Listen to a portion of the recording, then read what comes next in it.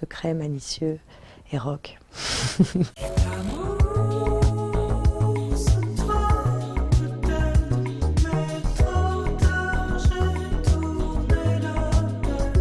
C'était au café Beaubourg, à l'étage, en haut à droite. Et j'étais très heureuse de le rencontrer. Et assez intimidée aussi.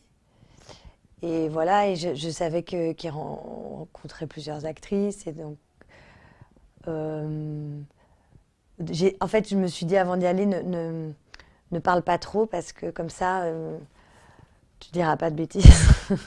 Et on s'est vouvoyé un petit moment encore par texto, puis au bout d'un moment après. Mais voilà, en fait, c'est quelqu'un qui met à l'aise et donc finalement j'ai un peu parlé. Au rendez-vous, il m'a dit tu sais chanter? Je dis oui, bien sûr. J'ai pas poussé le vice quand il m'a dit tu sais jouer du piano parce que là je me suis dit ça va être très compliqué de faire semblant. Donc pour le piano j'ai dit et donc j'ai immédiatement appelé un prof de chant, enfin quand j'ai su qu'il avait envie que ce soit moi. Et voilà, et je pense qu'on a dû passer 1 heure ensemble. Il m'a remis le scénario. Il m'a dit de voir 2 films qui étaient Indiscrétion de Cukor. Et alors ça va vraiment faire connasse, mais je connais le titre en anglais, An Awful Truth. Il disait notamment que le personnage d'Irène, en fait elle s'appelle Irène, mon personnage dans le film,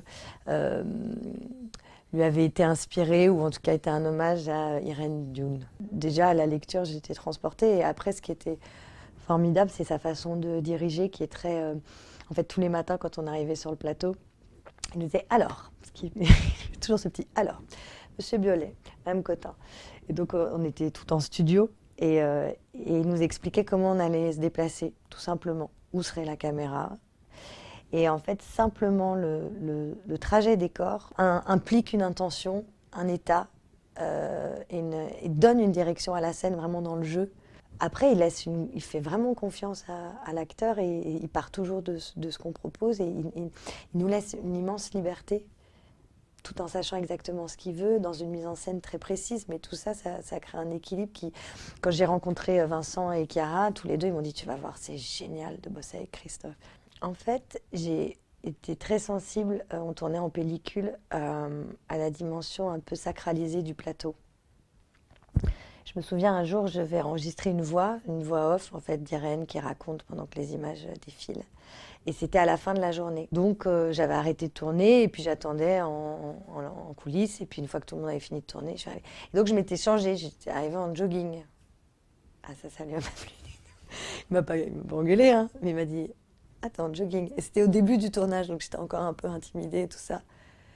Et je dis « Bah oui, c'est une voix et tout ». Et puis c'est quelqu'un quand même d'assez pudique.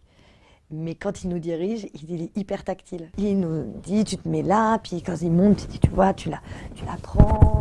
Et là, il n'y a plus du tout de petite distance un peu anglo-saxonne qui pourrait avoir.